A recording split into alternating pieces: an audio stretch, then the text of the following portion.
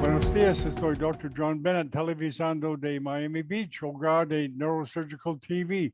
Tengo el placer de tener charlas de un grupo de Argentina, jefe de Juan Martín Herrera. Déjame introducir al moderador, un amigo viejo, Román. Bienvenidos, Román. Muchas gracias, John. Bueno, muchas gracias a todo el mundo del otro lado de la pantalla. Bueno, le voy a dar paso al organizador y al fundador de la jornada, que es el doctor Juan Martín Herrera, un colega, un amigo de hace muchos años, que tuvo la muy buena idea de organizar una jornada de cirugía de columna mínimamente invasiva internacional, con referentes de nuestro país y del otro lado del océano también, sobre todo personalidades jóvenes, si cabe el término, para incluir dentro de la jornada. Así que bueno, Juan, te cedo la posta. ¿Querés presentarte y presentar el resto de la jornada? Muchas gracias. Bueno, bárbaro. No sé si se ve la pantalla, ¿no? No. A ver.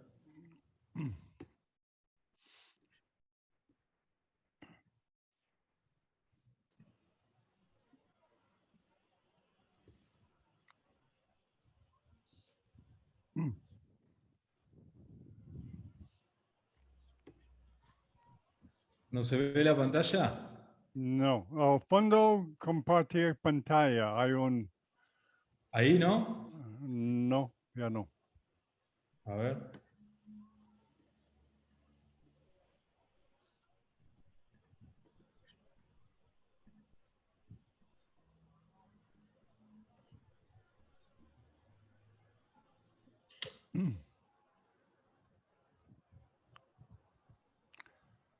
¿Tú puedes ver al fondo, share screen, al fondo de su pantalla?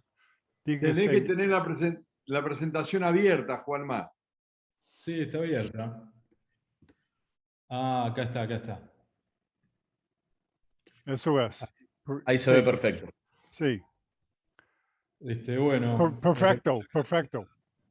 Ahí está. Bueno, gracias, John, primero por permitirnos hacer esta jornada, ni bien te consultamos, y sí, como dijo Román, la idea era invitar amigos que hemos conocido, sobre todo José Luis en Sevilla, y amigos que hemos conocido acá, que también se están formando en esta técnica, yo me incluyo también, para compartir un poco la experiencia que estamos haciendo y también recibir las opiniones de gente que sabe, como Orellana, y el resto del panel. Así que bueno, mi charla empieza sobre microdisectomía lumbar con técnica mínimamente invasiva tubular. Como sabemos, las técnicas mínimamente invasivas están ganando popularidad en base a su principal ventaja, que es el beneficio en cuanto a reducir la morbilidad en la cirugía espinal. Y la podemos definir como el procedimiento aquel en donde la técnica quirúrgica genera un menor daño colateral de los tejidos y eso desemboca en una disminución de la morbilidad y una rápida recuperación funcional del paciente en comparación con los abordajes tradicionales, sin alterarnos el objetivo principal de la cirugía.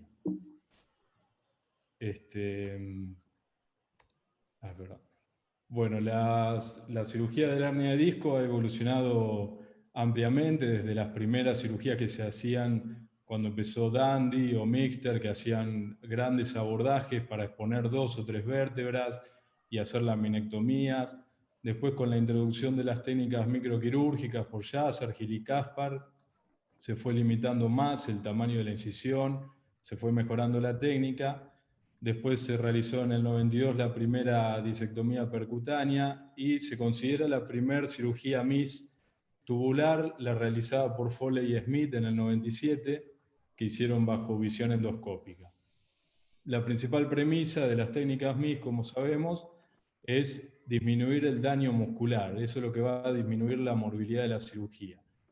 Y esto lo sabemos porque los separadores convencionales, que producen una retracción lateral principalmente, son los que más daño generan en el músculo, a cambio de los separadores tubulares y la dilatación que produce la separación de las fibras, generando una distensión radial. Eso mejora mucho, además que se evita desinsertar el músculo y se preservan los ligamentos. Esto ha sido demostrado en varios artículos que detallan que el aumento de la presión muscular que generan los separadores convencionales genera isquemia en el músculo y necrosis, y también se produce atrofia por denervación de los músculos. También se vio que hay mejoría en los puntajes que evalúan el dolor postoperatorio en aquellos pacientes en donde el tiempo de uso de retractores fue menor. Por eso consideran también que una buena práctica es generar periodos de reposo durante la cirugía para aliviar la presión de los separadores y favorecer el flujo sanguíneo en los músculos. Hay distintos tipos de retractores tubulares. Están los rígidos, los expansibles, que tienen la ventaja que nos permiten exponer más. Cada uno viene con su sistema de dilatadores de distintos diámetros. Vienen de distintos calibres y longitud para adaptarse a los tegumentos de cada paciente, pero también es muy importante contar con el instrumental adecuado de tipo bayoneta, ya sea pinzas, disectores, mango de bisturí, las cánulas, porque si no se nos entorpece la vista quirúrgica con las manos del cirujano y es muy difícil. En Japón están usando un retractor que es rectangular, que utiliza unas varillas que van separando el músculo y genera una menor retracción lateral. Con eso concluyen que el dolor postoperatorio es menor, incluso que con los tubos cilíndricos, y que no hay mayor complejidad en la técnica. En cuanto a las hernias de disco, sabemos que es una patología muy frecuente de nuestra especialidad. Acá en esta charla voy a hablar más que nada del abordaje medial interlaminar para las hernias posterolaterales, que son las más comunes, son las que se producen, como sabemos, en la parte del disco que está desprovista del refuerzo que le brinda la prolongación lateral del ligamento longitudinal. Las indicaciones no varían en cuanto a una técnica u otra, son las mismas. Paciente con déficit neurológico, síndrome de cauda-equina, son cuadros que se resuelven de urgencia.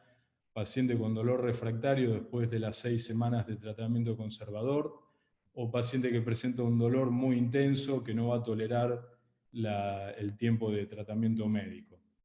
Las contraindicaciones para la técnica MIS son relativas. Incluyen principalmente pacientes con hernia voluminosa que esté causando un síndrome de cauda-equina o que tenga asociado también una estenosis severa del canal. Se considera que estos son casos de urgencia que conviene hacer una descompresión amplia. Y bueno, el paciente ideal para una cirugía de hernia de disco, como sabemos, es el paciente que presenta un dolor radicular con una imagen de resonancia compatible con el territorio del dolor y signos positivos al examen físico. Sabemos que estos pacientes son los que son más propensos a tener una buena evolución con la cirugía. Después se le está dando mucha importancia al tiempo de la cirugía. Ya se sabe que pacientes que postergan la cirugía más de un año son los que van a tener una peor recuperación. Bueno, yendo más a la técnica por una cuestión de tiempo, empezamos con el tema del ordenamiento en quirófano, que no es algo menor porque es algo que nos va a ahorrar mucho tiempo de cirugía, ya que son cirugías que se utilizan muchas cosas, sobre todo el microscopio, el arco en C, varias cajas de instrumental, el drill.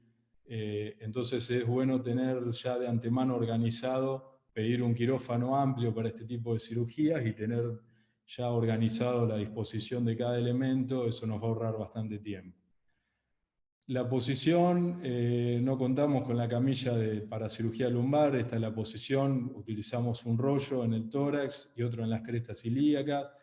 Tenemos que chequear siempre bien los apoyos, la compresión del abdomen y los pulsos. Sobre todo usamos el saturómetro para verificar la saturación en los miembros inferiores. Una vez colocados los campos, realizamos la marcación con radioscopía. En el caso de pacientes obesos o que sea muy difícil identificar la línea media, lo que hacemos es utilizar una varilla y la secuencia antero-posterior para identificar bien la línea media. Eso es muy importante. Y después la secuencia de perfil para marcar bien el nivel en cuestión. Usamos generalmente una aguja e intentamos que la marcación sea bien perpendicular al disco en cuestión. Luego vamos a comenzar con la incisión, que se realiza aproximadamente entre 1 y 2 centímetros lateral a línea media y de aproximadamente entre 16 a 22 milímetros de extensión. Eso va a depender también del diámetro del tubo que vayamos a utilizar. Avanzamos con el monopolar en profundidad hasta la fascia, después se realiza la incisión de la fascia en sentido longitudinal, y lo que hacemos habitualmente es con el dedo disecar las fibras musculares en sentido vertical para palpar también las estructuras óseas y poder reconocer la anatomía. Palpando podemos reconocer bien la lámina, el borde de la lámina, la base de la espinosa y lateralmente la faceta. Ya reconociendo esto, lo que hacemos es, incluso con el mismo dedo puesto palpando la vértebra, es poner el primer dilatador apoyado sobre la lámina. Generalmente no usamos la clavija de Kirchner por el riesgo de introducirnos en el espacio y poder lesionar la raíz o perforar el saco. Así que directamente colocamos el dilatador inicial, corroboramos con rayos y después seguimos con los dilatadores sucesivos. Finalmente colocamos el separador en base al diámetro que queramos usar y la longitud en base a lo que marque el último dilatador, según los tegumentos del paciente, y lo ajustamos al brazo articulado que se ajusta con una morsa al borde de la camilla. Retiramos los dilatadores, corroboramos otra vez la colocación del tubo, y tenemos que evitar siempre los apoyos de las partes que conectan el dilatador, evitar que apoyen en la zona, evitar que apoyen en el paciente. Este es un separador que solemos usar habitualmente, que tiene estas dos mangueras que nos brindan luz en el campo. Igualmente usamos magnificación por microscopio. Este es un detalle para cirugía en los pacientes que son muy obesos, donde tenemos que usar un tubo largo. Tener en cuenta que pequeños movimientos que hagamos en la superficie nos pueden desplazar demasiado el tubo y poder llevarnos a errar de nivel. Así que siempre que desplacemos el tubo, en estos casos conviene siempre tener el arco en C a los pies del paciente y corroborar.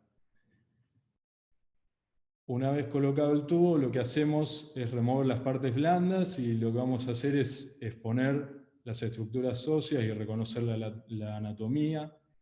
Exponemos la lámina, el borde inferior, la faceta articular inferior, y acá estamos viendo la correlación con un dibujo. Habitualmente depende del nivel que vayamos a abordar. Sabemos que para L3, L4, L4, L5, la lámina se interpone con el espacio intervertebral y vamos a tener que realizar una laminotomía. Tal vez en el espacio L5 S1 eso sea menos necesario debido a que el espacio interlaminar es mayor. Realizamos el drilado, paso siguiente. Utilizamos generalmente una mecha comedora para drilar la cortical y una vez que nos profundizamos, ahí usamos una mecha diamantada.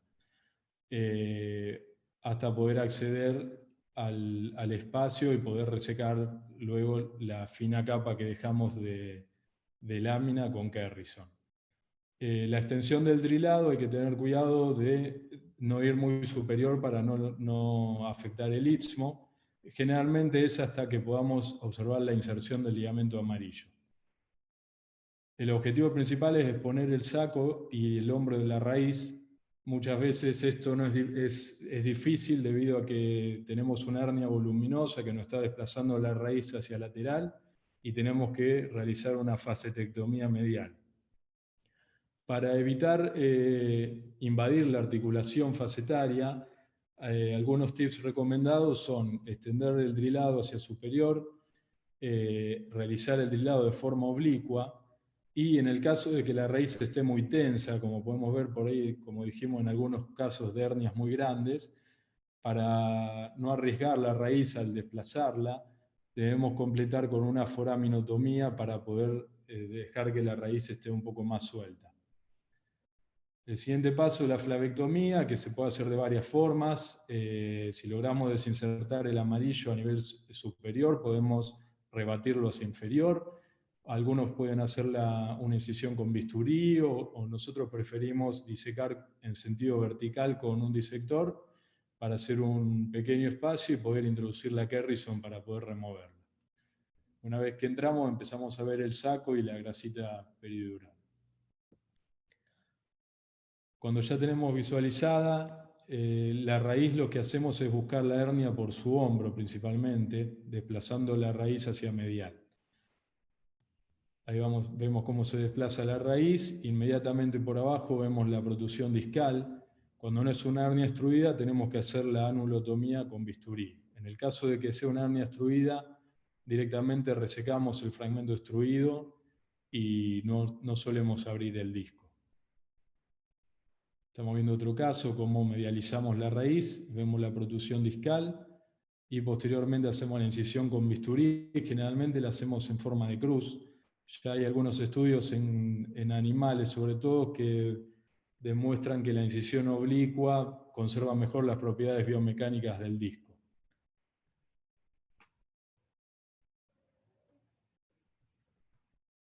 Acá en este video estamos viendo, luego de resecar, luego de abrir el disco, cómo removemos la hernia con pinzas de disco. Nos ayudamos con la aspiración en la otra mano para separar la raíz y también para ejercer una presión delicada sobre el disco para facilitar la salida del contenido. Muchas veces podemos retirar el contenido en un solo fragmento. Cuando no se puede, hay que asegurarse de resecar todos los fragmentos que estén extruidos. Acá en este otro caso es para mostrar una hernia extruida. Está adelantado el video por cuestión de tiempo, pero bueno, vemos ahí la misma exposición, el drilado. Vemos cómo se trasluce ya el amarillo y ahí la incisión del amarillo, y inmediatamente por detrás del amarillo vemos ese gran fragmento extruido, que en este caso salió en varios fragmentos.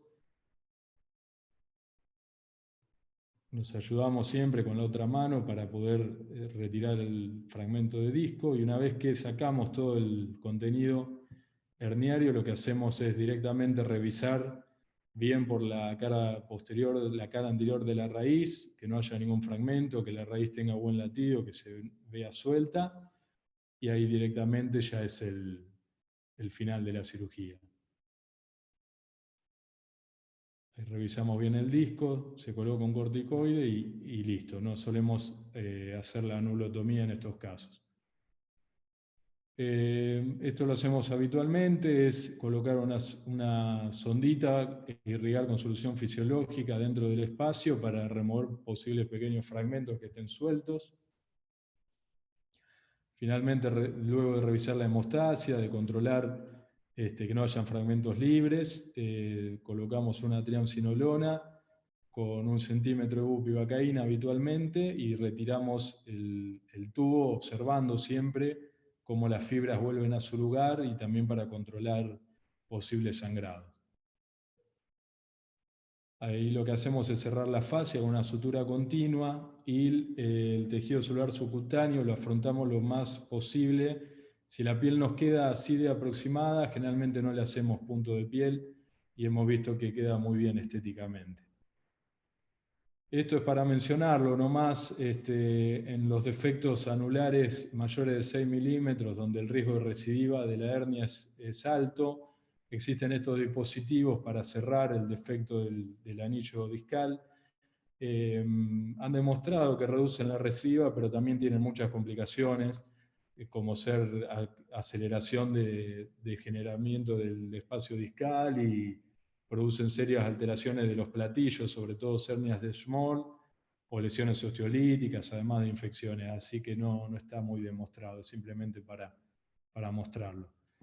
En cuanto a la comparación con la técnica estándar, no hay claras diferencias entre una técnica y otra. Ambas técnicas tienen iguales índices de complicaciones y recurrencia. Ambas son muy eficaces para el alivio sintomático de los pacientes. Lo que sí se ha visto menor uso de analgésico en los pacientes que se realizó una cirugía MIS. El tiempo quirúrgico es ligeramente mayor, eso va a depender también de la experiencia y de la casuística del cirujano. La pérdida sanguínea es igual o ligeramente menor y la estadía hospitalaria también se vio menor en los pacientes que fueron sometidos a técnica MIS. En cuanto a las complicaciones, bueno, las podemos dividir en intraoperatorias o postquirúrgicas tempranas y tardías. A nivel intraoperatorio hay que siempre corroborar los apoyos, los decúbitos en el paciente. Este es un caso nuestro que mostramos en donde el paciente tenía estas dos lesiones que parecen quemaduras por el apoyo de una de las partes que sostienen al tubo. Después, los errores de nivel pueden pasar. Hay que tener en cuenta sobre todo pacientes que tengan vértebra de transición, comparar bien cuando hacemos la radiografía de perfil, comparar bien con la resonancia sagital, ver los discos en la resonancia y compararlos con la radioscopía para no equivocarse. Después la hemorragia epidural, también es muy importante, como dijimos, la compresión del abdomen. Si está comprimido, obviamente nos va a generar un sangrado muy molesto en la cirugía. También solemos dar una leve posición de Trendelenburg para evitar también el sangrado.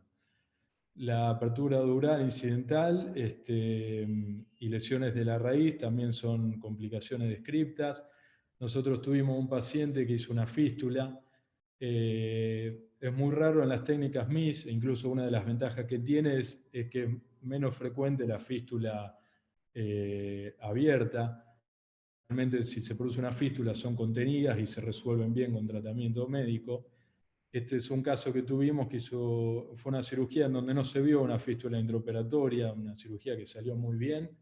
En ningún momento se vio una brecha dural o una salida de líquido, y bueno, el paciente tuvo una fístula que no resolvió con drenaje lumbar y tuvimos que hacer una toilette para cerrar un defecto que sí se vio en la toilette, y después resolvió sin problemas. Después las lesiones vasculares son complicaciones extremadamente graves que están descritas también. Las infecciones de la piel y la espondilodicitis son menos frecuentes en las técnicas mínimamente invasivas tubulares, mismamente porque el tubo nos actúa como un aislante de la piel, en el cual evitamos el contacto del instrumental con la piel principalmente. Bueno, y después el dolor persistente y la recurrencia. Así que bueno, este fue un resumen. Muchas gracias.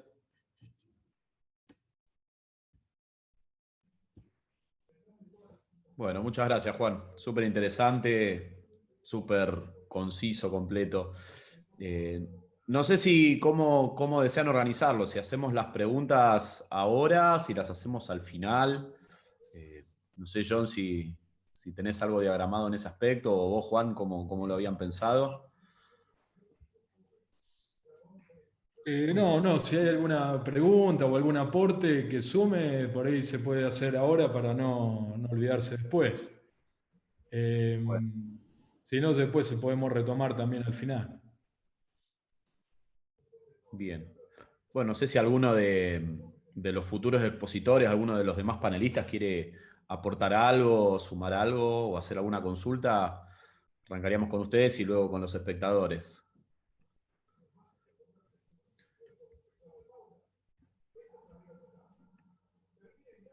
Bueno, José, vos que trabajás en otro país, con otras, quizá con otro instrumental eventualmente o con otra tecnología, ¿hay algo que hayas visto diferente de lo que mostró Juan con lo que él utiliza acá en Argentina? ¿Hay algo en particular que si vos trabajaras acá en Argentina desearías agregar o decir yo sin esto no puedo trabajar?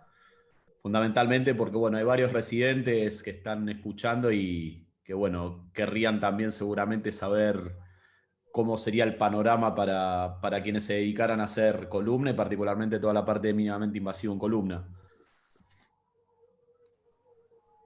Buenas, ¿qué tal? Iba a ser un aporte. Una de las cosas, cuando uno empieza a trabajar con cirugía tubular, que suele ser más difícil de hacer es abrir el ligamento. Que parece una tontería, que es una cosa tan simple digamos, una cosa simple en una cirugía abierta, cuando nos enfrentamos en cirugía tubular, es un peñazo abrir el ligamento, y como sea un ligamento de los gordos, es bastante complicado. Yo ya prácticamente casi por sistema tengo dos formas de abrir el ligamento. O directamente me voy a medial. Cuando tengo que hacer la minectomía, me voy directamente a línea media, pegado debajo de la espinosa, donde está la unión de los dos ligamentos, ¿vale? Meto el gancho de nervio y entro debajo del ligamento. Y cuando ya entro debajo del ligamento, corto encima ya con bisturí y ya luego uso la Kerrison, que yo no sé cuántas llevaré, que muchas. Después de todo lo que he probado, porque yo te garantizo que he probado prácticamente todas las formas para abrirlo, es la forma que me ha resultado más fácil.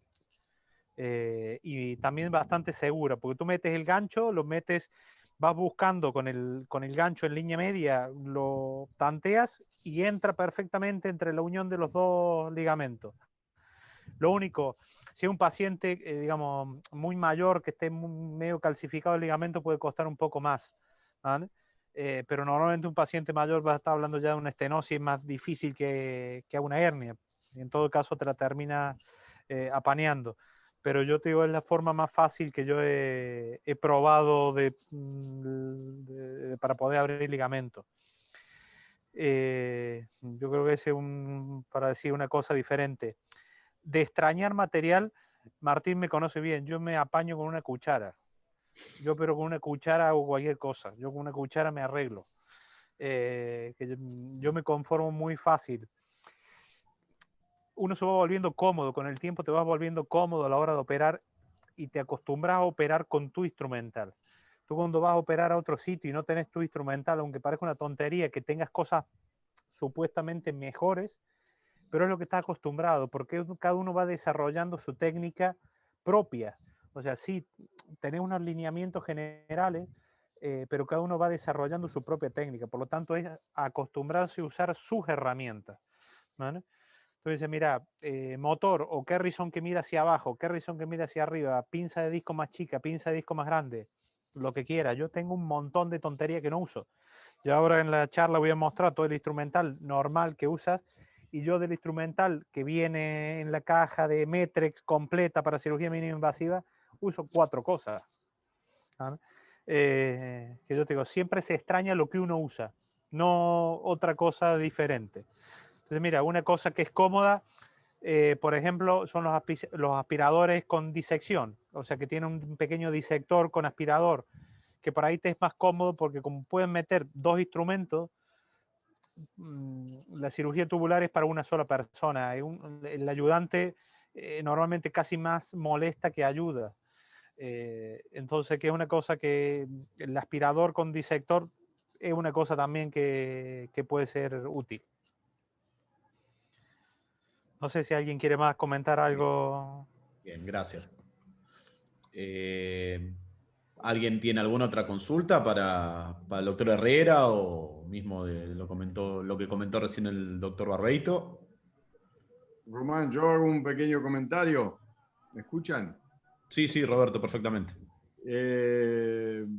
Bueno, respecto a la apertura del amarillo, sí, es perfecto lo que acabamos de escuchar, y nosotros a veces, si es muy grande, muy ancho el amarillo, hacemos una pequeña incisión con el bisturí, longitudinal, cefalocaudal, y después metemos el disector, es más fácil abrirlo. Metemos un algodoncito y después lo sacamos con Kerrison como se hace. Pero eso es muy importante. Lo que acaba de decir José es que demuestra la experiencia grande que él ha adquirido con esto. Para los que hemos operado ya miles de hernias de disco con técnica microquirúrgica y va excelentemente bien, tenemos que tener la mente muy abierta para aceptar otra técnica que podría potencialmente ser mejor.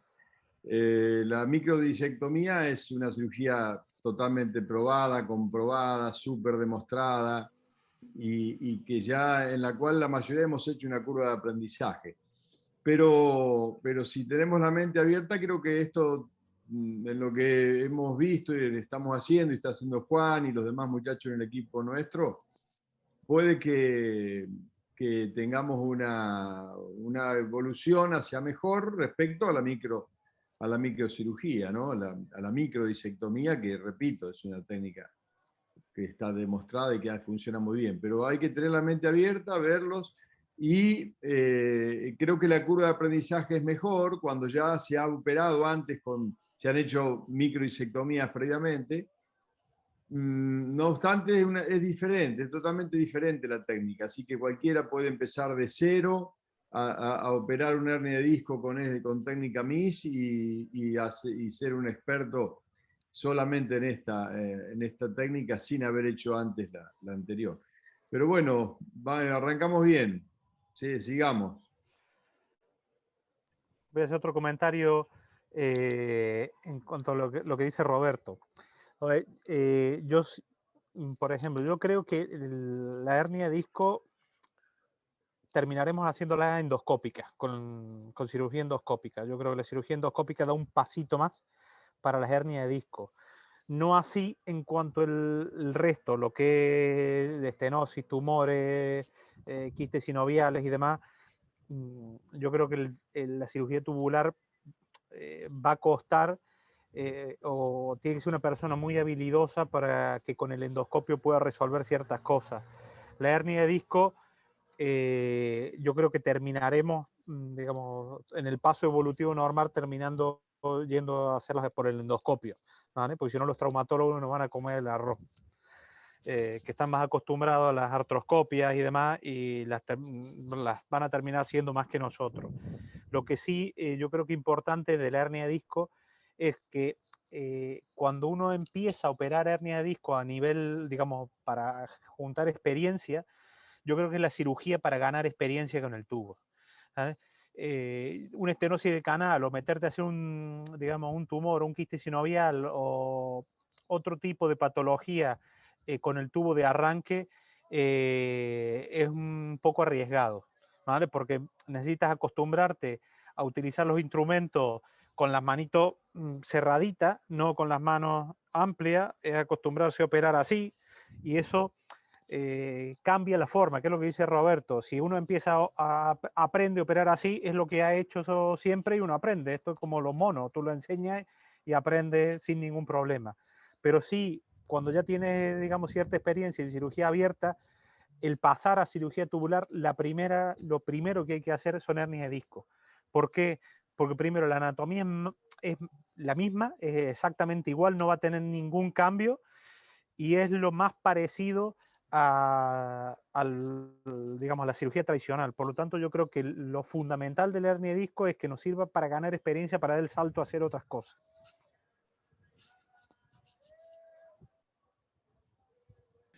Bien, ese me parece un mensaje súper valioso para los residentes que están escuchando.